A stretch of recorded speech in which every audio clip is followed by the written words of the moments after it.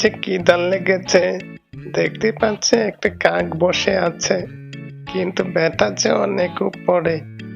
হয়তো কাকে ধরে খেতাম। কাকের মাংস তো আগে আর কখনো খাইনি। কি শিয়াল পণ্ডিত, তুমি গাছের নিচে দাঁড়িয়ে দাঁড়িয়ে কি দেখছো আমাকে?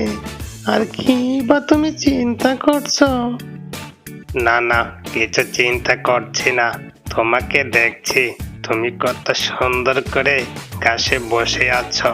আসো নিচে, তোমার সাথে আমি একটু কোলাকুলি করি। কি বলছো? তুমি আমার সাথে কোলাকুলি করবে? তোমাকে আমি হাড়ে হাড়ে চিনি। তুমি কত বড় শয়তান শিয়াল! নিচে নামি আর আমাকে তুমি ধরে খাও। না না, আমি কাকের মাংস খাই না। আর আমি তোমাকে খাবো কেন? তুমি তো দেখতে খুবই সুন্দর। জাস্ট একটু কোলাকুলি করবো। আছো, নিচে নেমে আসো, একটু কোলাকুলি করে যাই। তাই নাকি? তুমি আমার সাথে কোলাকুলি করে চলে যাবে? এখান থেকে যাও, কোলাকুলি করতে হবে না, নয়তো গাছের উপর থেকে তোমার শরীরে হাগু করে দেব। এত দেখছি খুব সাংঘাতিক কাক, এখান থেকে চলে যায়, নয়তো গাছের উপর থেকে হাগু করে দিলে পরিষ্কার করতে আর আরেক বিপদ হবে।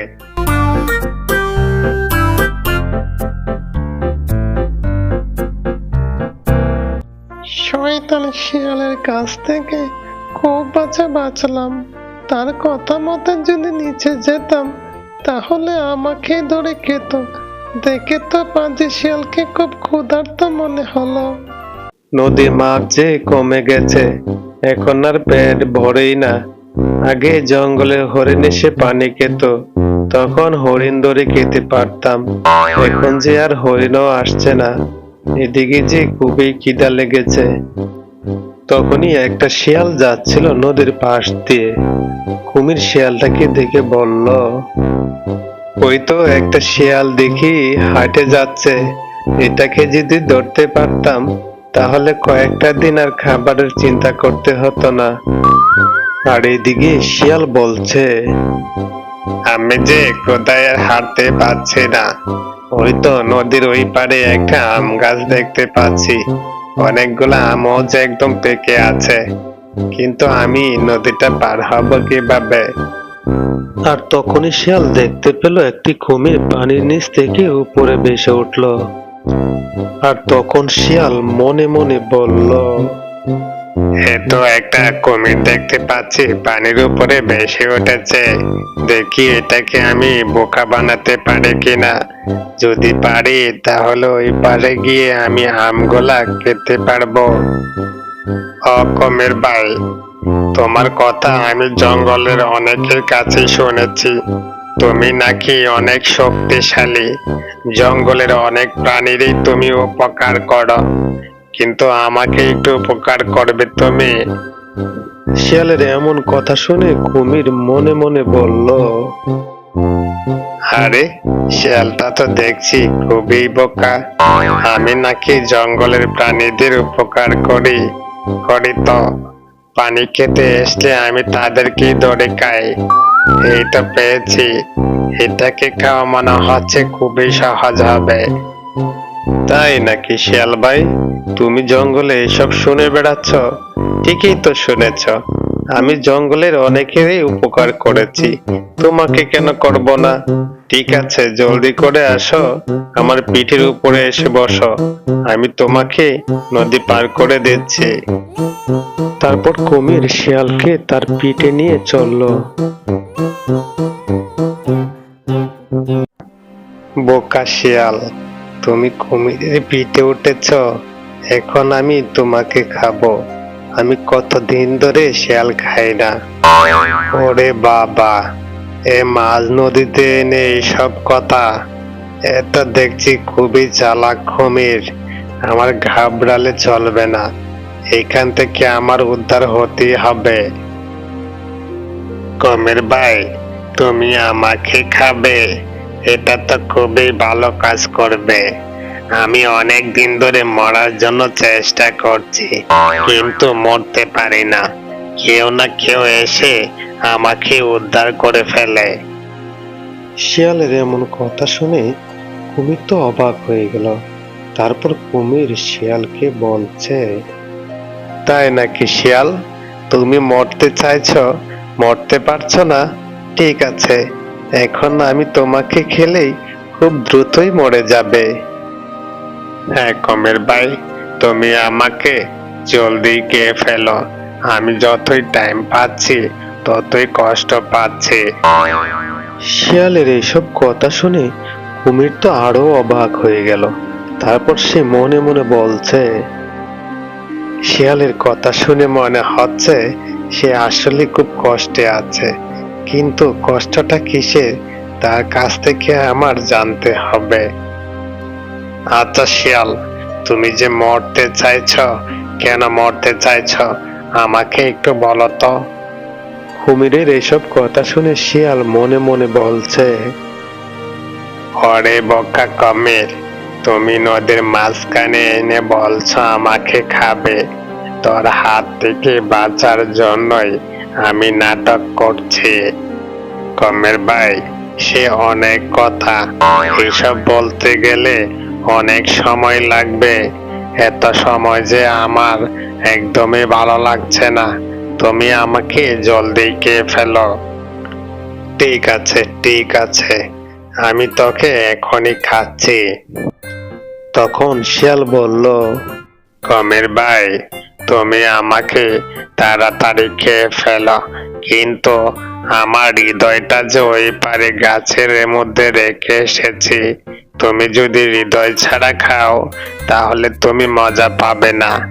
এটা তুমি এখন ভেবে দেখো, হৃদয় সহ খাবে নাকি এমনিতে আমাকে খাবে।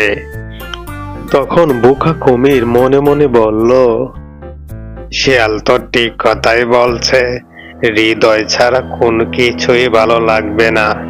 ঠিক কথা বলেছ শিয়াল, হৃদয় ছাড়া কোনো কিছুই মজা নেই।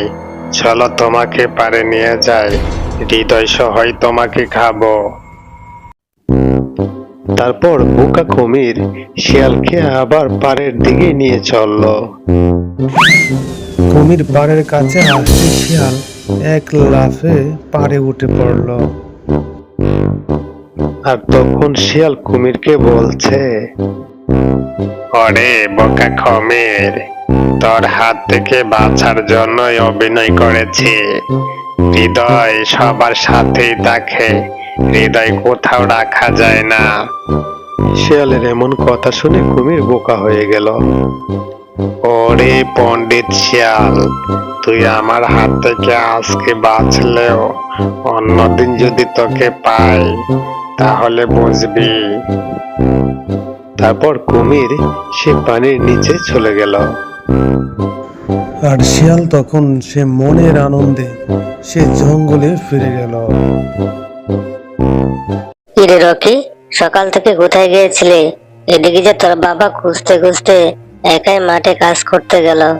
সারাদিন শুধু ঘোরাঘুরি আর গায়ে হাওয়া লাগিয়ে বেড়াস। কাজ কাম তো তোর বাবার সাথে একটু করতে পারিস, তাই না? মা, আমার কাজ করতে একদম ভালো লাগে না, তাই তো আমি ঘুরে ঘুরে বেড়াই।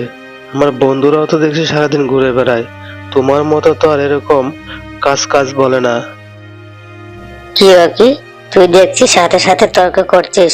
তোর বন্ধুদের অনেক টাকা পয়সা আছে, আর তারা সারাদিন ঘুরলেও কিছু যায় আসে না। তোদের বাপের কি আছে? তুই যদি সারাদিন ওদের মতো ঘুরিস তাহলে সংসার চলবে কিভাবে? তোর বাবা সারাদিন খেতে কাজ করে, সন্ধ্যায় ঘরে ফিরে, তার মুখের দিকে একদমই তাকানো যায় না। আর তখনই রকির বাবা চলে আসে ঘরে। এসে দেখে ছেলেকে অনেক ধমকাচ্ছে তার মা। কি রকির মা, তুমি ছেলেকে এভাবে ধমকাচ্ছ কেন? ধমকাবো না তো কি করব? সারাদিন তার বন্ধুদের সাথে টুকটুক করে ঘুরে বেড়ায় আর গায়ে হাওয়া লাগিয়ে বেড়ায়। তোমার সাথে যদি একটু কাজ করতো তাহলে তো তোমারও অনেকটা সাহায্য হতো, কিন্তু তা করে না। সে সারাদিন ঘুরে বেড়ায় আর সে আমার সাথে আরো তর্ক করে। রকির মা, বাদ দাও তো, সে এখনো অনেক ছোট মানুষ। সে বড় হলে অবশ্যই তার বাবার কষ্ট বুঝতে পারবে। আর সে কি কাজ করবে আমার সাথে গিয়ে? এত ছোট মানুষ। বড় হলে তোমার আর এভাবে বলতে হবে না। সে সংসারের অভাব দেখতে পেলে সে আমার সাথে এমনিতেই কাজে যাবে। যাও তো এখন, আমার পেটে যে অনেক ক্ষুধা লেগেছে। ভাত দাও, আমি ভাত খাবো। এদিকে রকি সে ঘর থেকে বের হয়ে যায়। বের হয়ে সে একটি গাছের নিচে বসে থাকে। বসে থেকে চিন্তা করছে আর বলছে, না, মা যে কথাগুলো বলেছে সবই তো ঠিক কথা। আমার বন্ধুদের তো অনেক টাকা পয়সা আছে, আমরা তো খুবই গরিব। আমার যে একটা কিছু করতেই হবে। আজ আর আমি বাড়ি ফিরবো না। এদিকে সন্ধ্যা হয়ে গেল। রকি আর সে বাড়ি ফিরল না। রকির বাবা, রাত হয়ে গেল, রকি যে এখনো ঘরে ফিরছে না। ছেলেটার আবার কিছু হলো না তো? সকালে যে অনেক কিছু বলেছি, সেই জন্যই কি রাগ করে ফিরলো না? কেনই বা ফিরবে সে ঘরে? তুমি সারাদিন ছেলেটার সাথে কথা কাটাকাটি করতেই থাকো। ছোট্ট মানুষ, সে এখনো তার বোঝ হয়নি। বোঝ হলে সে অবশ্যই তার বাবার কষ্ট বুঝতে পারবে। এখন দেখো, রাত হয়ে গেল, ছেলেটা এখনো ঘরে ফিরছে না। কোথায় কি করছে কি জানি। রকির বাবা, আমি বলি কি, তুমি একটু যাও না, কে খুঁজে দেখো কোথায় কি করছে, নাকি কোনো বিপদ হলো। হ্যাঁ, তুমি ঠিক কথা বলেছ। আমি না হয় যাই, কে দেখি তাকে খুঁজে পাই কিনা।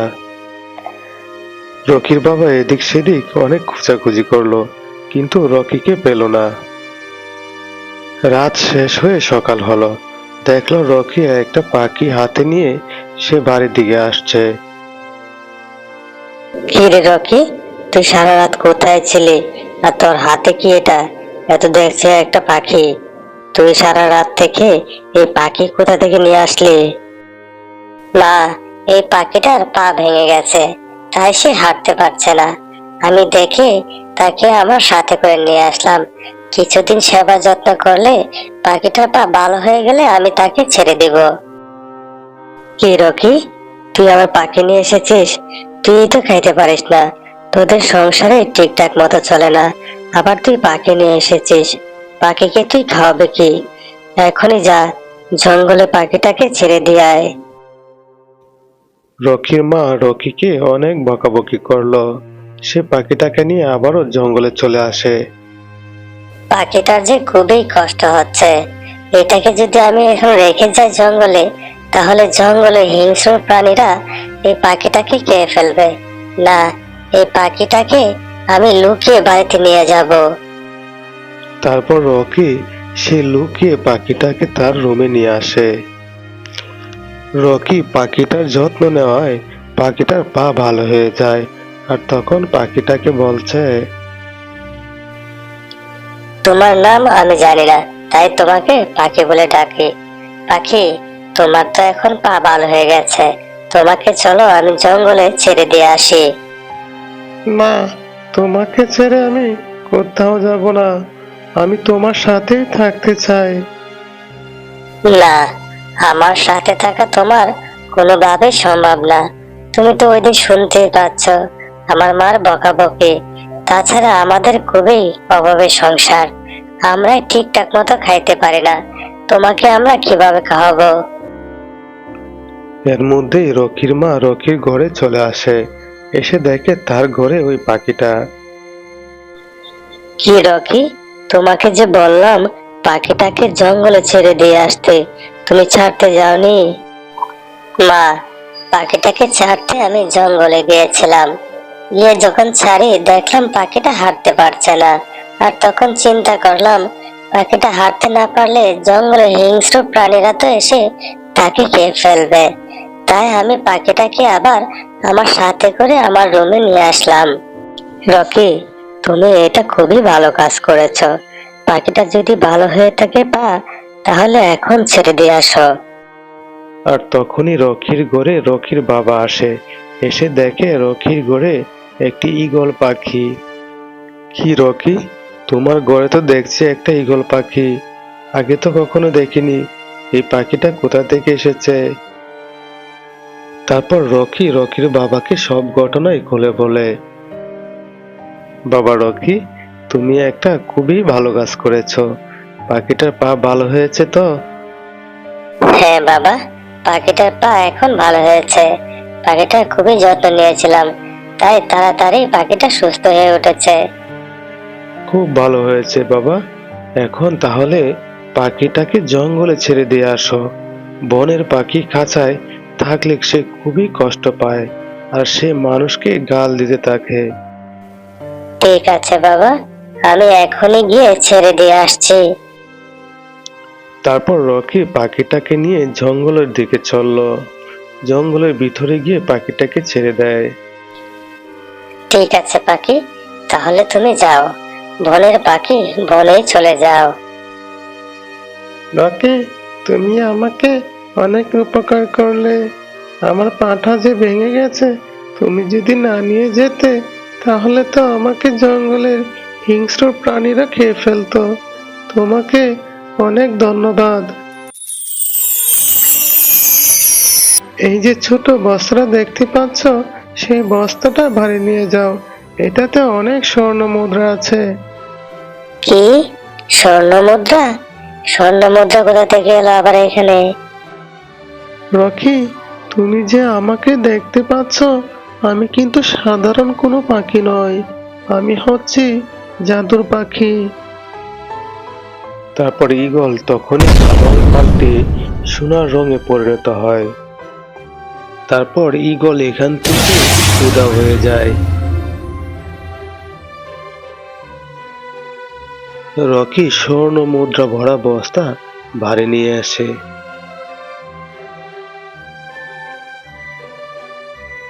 এসে তার মা আর বাবাকে সবকিছুই ঘটনা বলে।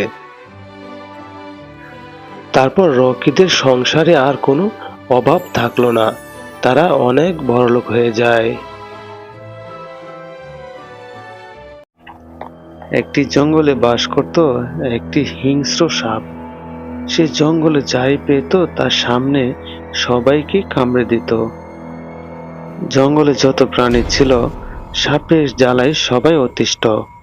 সাপ যাকে কামড় দিত সেই মরে যেত। একদিন সকালবেলা জঙ্গলের যত পাখি আছে সবাই একসাথে হলো। কাকবন, জঙ্গলে যে হিংস্র সাপ থাকে তার ভয়ে তো আমরা ঘর থেকে বেরই হতে পারি না। যেই সামনে পড়ছে তাকেই কামড়ে দিচ্ছে, আর সেই সাথে সাথে মারা যাচ্ছে। এটা তো একটা বিহিত করতে হয়। ঠিক বলেছ তুমি। জঙ্গলে এভাবে চলতে থাকলে আমাদের পাখিরা যে আর একটা থাকবে না, সব যে ওই সাপের কামড়ে মারা যাবে। এটার বিহিত তো অবশ্যই করতে হবে। তখন এদিক দিয়ে যাচ্ছিল একটি বাঘ। বাঘ সব পাখিকে একসাথে দেখে বলল, কি ব্যাপার, তোমরা সবাই একসাথে হয়েছ কেন? বাঘ মামা, আমাদের জঙ্গলে একটা হিংস্র সাপ থাকে। তার সামনে যেই পড়ছে তাকেই ধরে কামড়াচ্ছে, আর সেই মারা যাচ্ছে। তুমি যদি কিছু একটা করতে পারো, করে দিয়ে যাও না মামা। তোরা এভাবে একসাথে না বসে কয়জন মিলে সাপের কাছে যা, গিয়ে জিজ্ঞেস কর সাপ কেন এই বনে এত অত্যাচার করছে। বাঘ মামা, বয়েতে সাপের সামনে কেউ যাবে না, আর সাপের সামনে যেই পড়ছে তাকে কামড়ে দিচ্ছে। বুঝেছি, তোদের কারোই সাহস নেই সাপের সামনে যাওয়ার জন্য। ঠিক আছে, তোর থাক, আমি যাচ্ছি সাপের কাছে। তারপর বাঘ চলল সাপের বাসার দিকে। বাঘ গিয়ে দেখলো সাপ তার বাসার মধ্যে বসে আছে। কি সাপ, তোমার গায়ে এত শক্তি বলে যাকেই পাচ্ছ তাকেই কামড়ে দিচ্ছ, আর সে সাথে সাথে মারা যাচ্ছে। তুমি তো জানো আমি হচ্ছে বাঘ, আমার গায়ে তোমার চেয়েতেও অনেক শক্তি। কই, আমি তো এই বনের কাউকেই কিছু করিনি, কাউকেই তো ধরে খাইনি, তাহলে তুমি এত অত্যাচার কেন করছো? বাঘের এসব কথা শুনে সাপ খুবই লজ্জা পেল। তখন বাঘকে সে প্রতিশ্রুতি দিল, ঠিক আছে বাঘ মামা, আমি তোমার কাছে ওয়াদা দিচ্ছি, এই বনের আমি কাউকে আর কোনো ক্ষতি করব না। তোমার এই কথাটা শুনে আমি খুবই খুশি হলাম। তোমার যদি খাবারের প্রয়োজন হয়, তুমি নদীতে গিয়ে মাছ খেয়ে পেট ভরতে পারো। তুমি আর এই জঙ্গলের কোনো ক্ষতি করবে না। হ্যাঁ বাঘ মামা, তুমি নিশ্চিন্তে থাকো। এই বনে আমি আর কারোরই ক্ষতি করব না, এমনকি কাউকে ক্ষতি করতেও দিব না। তারপর বাঘ এখান থেকে চলে যায়। তারপর প্রতিদিন সকালে সাপ নদীতে যায়, গিয়ে মাছ ধরে খায়। মাছ খাওয়া শেষ হলে সে আবারও তার বাসায় ফিরে আসে। এভাবেই অনেকদিন কেটে যায়। এইদিকে জঙ্গলে যত পাখি ছিল তারা মনে করছে সাপের বুঝি আর কোনো ক্ষমতা নেই, তাই সে আর কাউকে কামড়াচ্ছে না। জঙ্গলের পাখিরা সাপকে দেখে খুবই হাসাহাসি করতে থাকে, আর সাপকে বলছে, কি সাপ, তুমি তো দেখছি একদম চুপচাপ হয়ে গেছো। তোমার কি শক্তি কমে গেছে? দেখছি কাউকে আর এখন কামড়াচ্ছ না। পাখিদের এমন কথা শুনে সাপ কোনো প্রতিকারই করলো না। সে চুপচাপ এখান থেকে তার বাসার দিকে চলে যায়। পরের দিন সকালবেলা সাপ যেদিকে যায়, যারই সামনে পড়ে সেই সাপের গায়ে ঢিল মারে, কিন্তু সাপ চুপচাপ এখান থেকে চলে যায়। আর এইদিকে পাখিরা বলাবলি করতে থাকে, এত দেখছি সাপ তো কোনো রিয়াকশনই নাই, তাহলে সাপের শক্তি একদমই কমে গেছে। আগের মতো যদি শক্তি থাকতো তাহলে আমাদের গাছে উঠে কামড়ে দিত। হ্যাঁ, তুমি ঠিক কথা বলেছ, সাপের গায়ের শক্তি একদমই কমে গেছে, তাই আর কাউকে কামড়াতেও পারছে না। পরের দিন সকালবেলা বাঘ সাপের বাসার সামনে দিয়ে যাচ্ছিল, আর তখন সাপ বাঘকে ডেকে বলল, বাঘ মামা, আমি আগে বনের পাখিদের অত্যাচার করতাম, কিন্তু এখন আমাকে বনের পাখিরা সবাই অত্যাচার করছে। যেদিকে যাই তারা আমাকে দেখে ঢিল চড়ছে। বনের পাখিরা তোমাকে সবাই অত্যাচার করছে, কিন্তু তোমার যে রাগ আছে সেটা তো তুমি দেখাবে। সেটা দেখালে আর কোনো বনের পাখি তোমার উপরে অত্যাচার করবে না। তুমি একটা কথা মনে রেখো, তুমি যতই শক্তিশালী হও না কেন, তুমি যদি একদম চুপ থাকো তাহলে তোমার উপরে সবাই আক্রমণ করবে। এটা তুমি ঠিক কথা বলেছো বাঘ মামা। তাই তো দেখছি চুপ থাকার কারণে বনের পাখিরাও আমার উপরে ঢিল ছুঁড়ে মারে। এখন থেকে তোমাকে যেই ঢিল ছুঁড়ে মারবে, তোমার যে রাগ সেটা দেখাবে, তাহলে আর কোনোদিন তোমার উপরে ঢিল ছুঁড়ে মারবে না। বাঘ এসব কথা বলার পরে বনের কোনো পাখি আর সাপকে দেখে ঢিল ছুঁড়ে মারলো না।